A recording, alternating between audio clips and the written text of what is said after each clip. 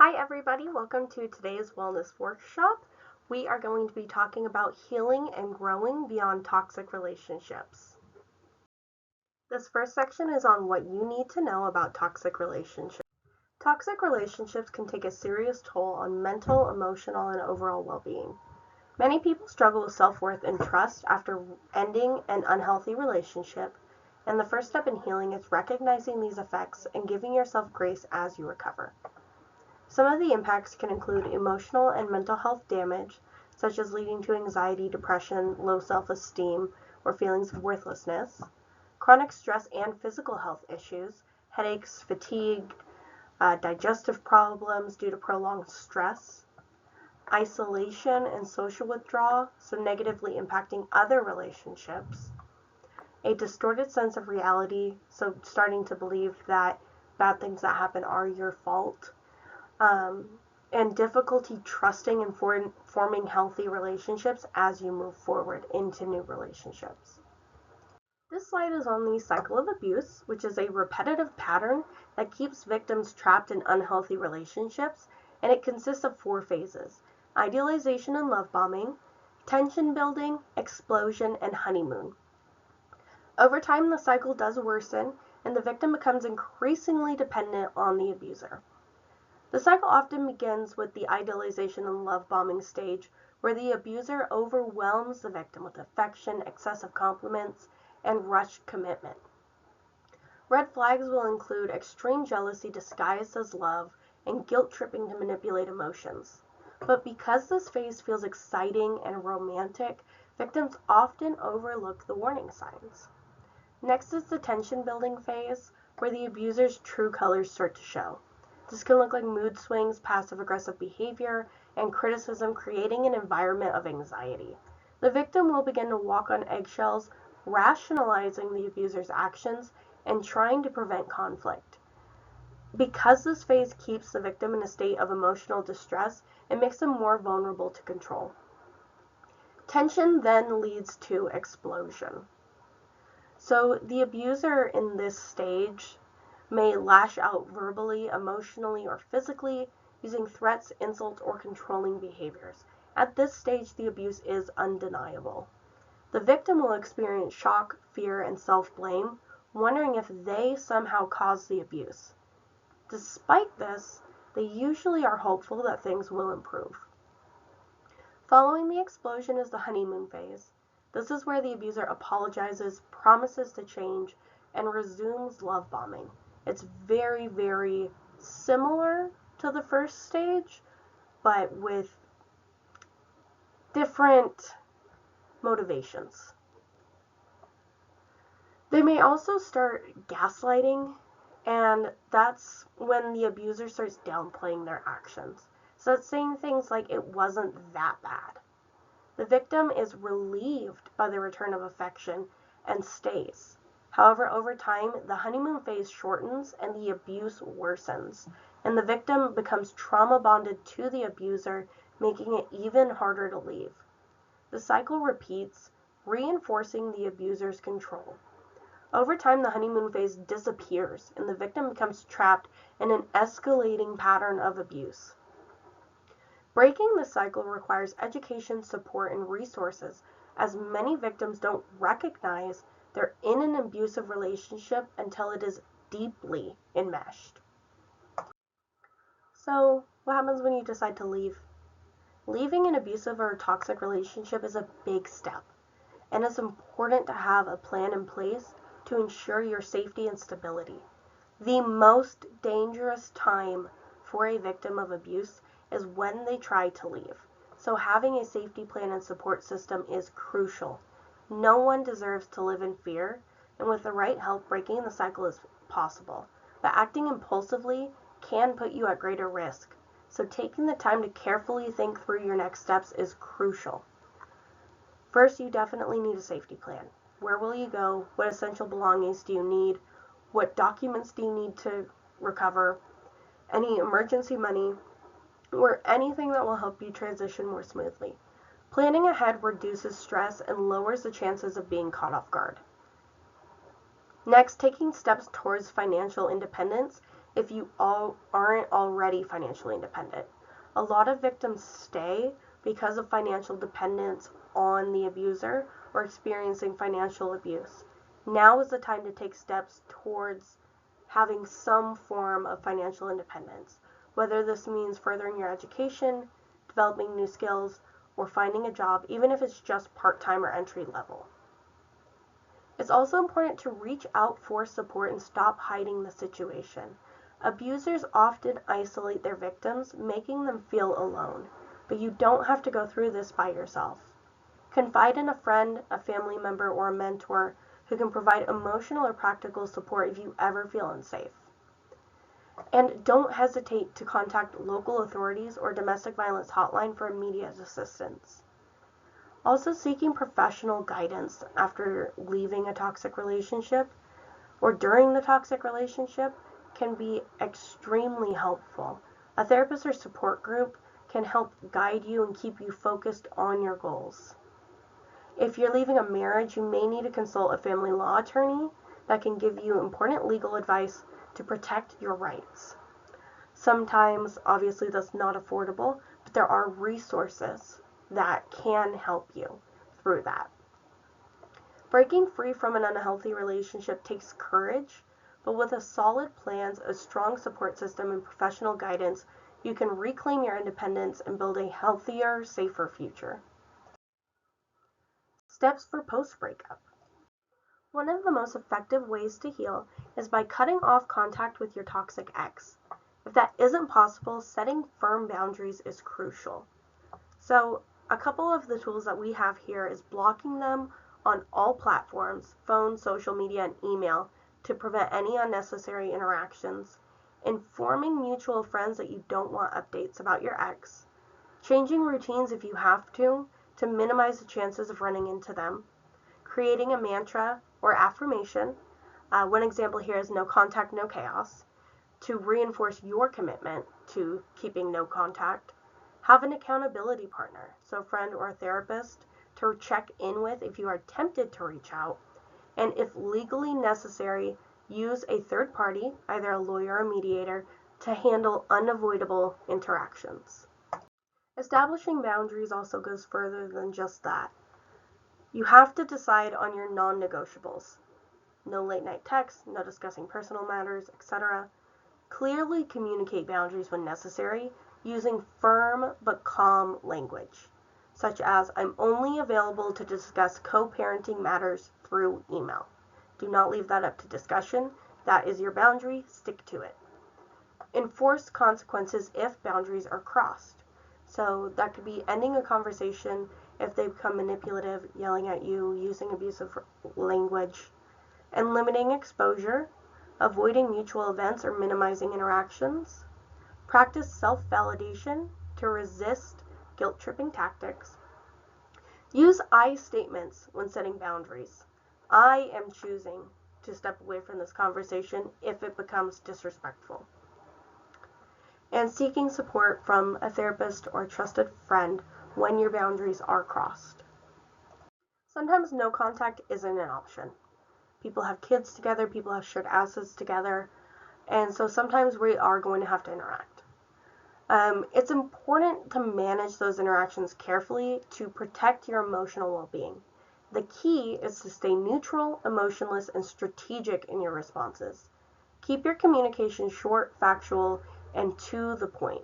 So instead of engaging in a conversation when you're arranging to pick up your child, just say, I will pick up our child at 5 p.m. Leave it at that.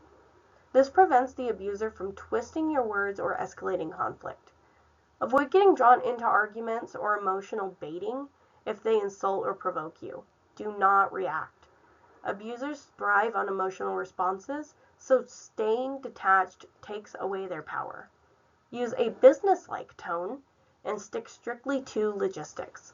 Only communicate with them when absolutely necessary, and limit non-essential conversations to reduce opportunities for manipulation. If you're feeling overwhelmed, take a pause before responding to prevent impulsive reactions that they might use against you. A helpful strategy is to practice emotional detachment, visualizing yourself as an observer rather than a participant. This allows you to respond logically rather than emotionally. When contact is required, keep it minimal, structured, and avoid unnecessary back and forth exchanges. Whenever possible, rely on written communication like texts or emails instead of phone calls or in-person conversations. Written messages create a record of interactions, reducing the chances of manipulation or gaslighting. By setting these boundaries, you can protect your peace and maintain control over how you engage with them. Tools for healing. Self-worth and self-love. In toxic relationships, both of these things can get very damaged. And that's because you're constantly undermined in your sense of self-worth. When you are criticized, manipulated, or invalidated, it can make you doubt your abilities, decisions, and even your own identity. Over time, this constant erosion can lead you to believe that you are not deserving of respect, love, or happiness. It's common to feel lost after a toxic relationship. Rebuilding self-worth means rediscovering who you are outside of that relationship. Activities you once enjoyed can reignite your sense of identity, and daily affirmations can rewire negative self-talk into self-love. Healing is an ongoing process. Therapy can provide structured support, while journaling and mindfulness can help you release negative emotions. Identifying triggers is important so you can recognize when past wounds are affecting your present. Learning to trust again. After experiencing betrayal, trusting others again can feel overwhelming. It's okay to take your time. Pay attention to how people treat you over time, and don't be afraid to communicate your boundaries and concerns. Take what you've learned about what you will and will not tolerate and use that as a guiding framework for future relationships. Self-sufficiency and independence. This is one of the most important steps that you can take to resist going back into the toxic relationship. Becoming self-sufficient is a powerful step in breaking free from the toxic patterns. Whether that means gaining financial independence, strengthening your support system, or prioritizing personal growth, each step you take reinforces your confidence and self-reliance. The abuser relied on the fact that you relied on them. Rely on yourself and take the steps necessary so that you are able to trust that you have you. A key part of moving forward is understanding the difference between healthy and toxic relationships. Red flags should never be ignored, but it's equally important to recognize the qualities of a good partner: consistency, kindness, and emotional safety. So, identifying red flags is super important. Celebrating green flags. If you notice something in your new partner where you're like, wow, that is healthy, or that is kind, or that is compassionate, we want to celebrate that. Never settle for a relationship where you do not feel safe. You deserve to feel safe, valued, and supported. Don't compromise on your worth or accept anything less than what you deserve. And this is a really hard one, but acknowledging your own toxic behaviors. In any relationship, you learn something. You learn a way of interaction. You develop skills, or you develop certain things that you would rather not have, and that it might be hard to acknowledge. You might unknowingly carry over toxic habits that once helped you cope. Self-reflection is important. Take accountability for your actions and work on breaking these patterns to foster healthier relationships moving forward. A therapist can really help with recognizing, taking accountability, and taking steps to change.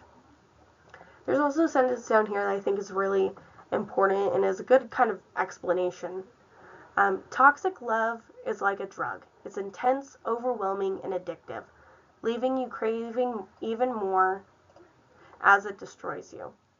Healthy love is like a slow-burning candle, steadily glowing, gentle, and constant, offering warmth and light. It's not always the rush you expect, but it's the love that nurtures and lasts. While intensity in relationships can be exciting and fun and feel romantic, the slow burning relationships are the ones that are going to be healthier. One of the biggest issues that kind of comes up when somebody has experienced a toxic relationship is craving that intensity from the cycle of abuse. And that can set people up to get into situations that they didn't want to be in again. So if you notice yourself being bored with a relationship, look to where that's coming from. Is it boring because you have nothing in common, or is it boring because it's safe? And talk to a friend, talk to a counselor about that. So that way when you're making decisions, it's not for the thrill of the unhealthy relationship, but for your own mental well-being and safety. Reminders and resources. Healing is not a straight road. It doesn't happen overnight. However, with time, self-care, and the right support, you can rebuild your confidence and create the life that you deserve. You are not defined by your past, and how you choose to move forward is your choice. Celebrate your strength. Seek help when you need it. Don't rush yourself. Healing is not a straightforward path, and you deserve peace and happiness. So on this slide are some resources to help support you. As mentioned earlier, sometimes things are hard to attain, but having resources in the community can help point you in the right direction. So Amador County Behavioral Health, they see adults and children on Medi-Cal. They can provide therapy, psychiatry, case management, a variety of services, and they are a great resource. Nexus Youth and Family Services, we are able to connect families with support. We also provide therapy for children, especially if a child has witnessed and experienced abuse or domestic violence. We are a very good resource for that. The National Domestic Violence Hotline, this is a 24/7 hotline. You can call them at any time. Operation Care. So Operation Care is a really important one. If you're going to take anything from this presentation, Operation Care is the thing that you should remember. They specifically support people who experience domestic violence. That is what they do, that is who they help, and they have so many connections to resources and resources of their own. That is the one you want to remember. There's also No Contact Rule app. So this helps you stay true to your commitment to cut contact with your unhealthy partner. And the Healthy Relationships app, which helps guide you through what healthy relationships are and building healthier relationship habits. We also have some surveys. So if you feel like giving us some feedback on this presentation or other things that we do, scan these QR codes and fill out the survey. We definitely want to hear your feedback. And that is the end of our presentation. Thank you so much for listening to this, and we hope to see you at one of our in-person workshops. Take care.